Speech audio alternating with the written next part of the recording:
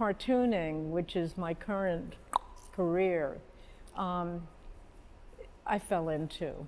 I mean, I've always cartooned, I've always done it, but I never had any intention of doing anything professional, partially because I'm very lazy.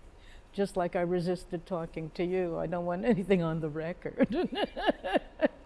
And so I didn't ever dream that I would do anything professionally with cartoons. But I was doing a lot of, when we moved here, it was the Clinton era. And as far as politics go, it's equal opportunity. You know, give me Bush, I'll have a hell of a good time. But at that time it was Clinton, and I was doing a lot of cartoons just for fun.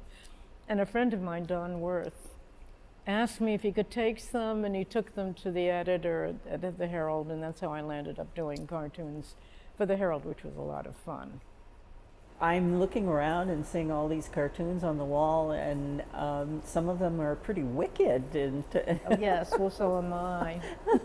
Tell me about that. Did you ever get into trouble for some of your satire? Oddly enough, there was one funny time. I did a cartoon of Club Madonna. At the time, Leroy Griffin, the owner, was suing one of our commissioner's wives because she had objected the possibility of them getting their liquor license. So I just innocently did this cartoon of Leroy in the middle, and I must say I nailed him. It's a pretty good cartoon of Leroy, surrounded by naked women.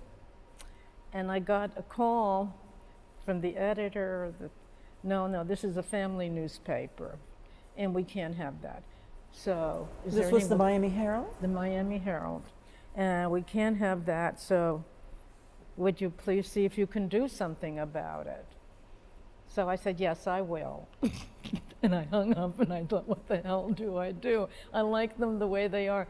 But Frank had more experience with, I guess, strip joints. So he drew the pasties. He figured out, and he put pasties on and stockings. They looked a hell of a lot worse than they did before, but it was accepted.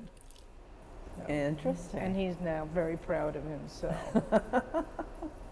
I wonder if today that would have the same reaction at the Herald. I mean, I don't think so. I don't think goes so. Now, right? It's anything, right.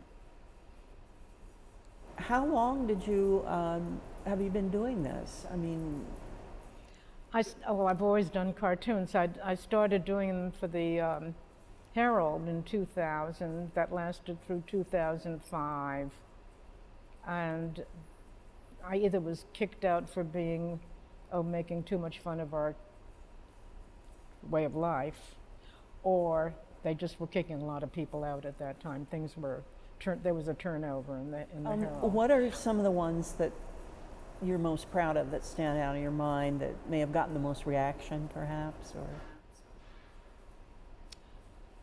I think probably the most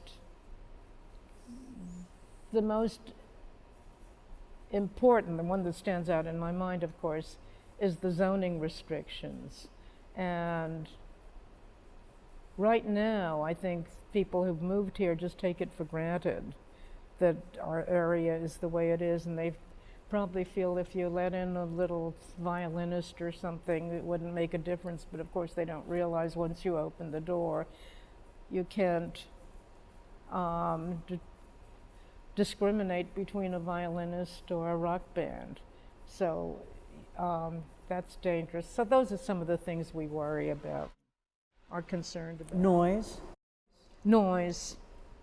Right now, it's beautifully under control in our area, at least where we are. I know some of the buildings that are closer to Nikki Beach are having a problem. So someone noted that people coming in here looking at the cartoons on the wall have really enjoyed them and relate to them, and you wouldn't necessarily think that they would. I know, I got a big kick out of it, actually, when we came here because I'll admit it, I'm not crazy about looking through other people's cartoon books. I love cartoons, and I'll look at them in a magazine, but a whole slew, it's overwhelming. I don't appreciate it. So I didn't think that being surrounded by cartoons would be as much fun as it's turned out to be, actually. And I got a big kick out of seeing people who clearly were not American, who were looking at some of these and laughing. I got a big kick out of it. So there's a universal message then in them. Yeah. And what is that message, do you think? I think it's kind of everybody is disgusted with their own government for a variety of reasons, some valid, some invalid, but there's always some sort of anger. And I think that I capture some of those reasons in my cartoons. And so people get a kick out of it.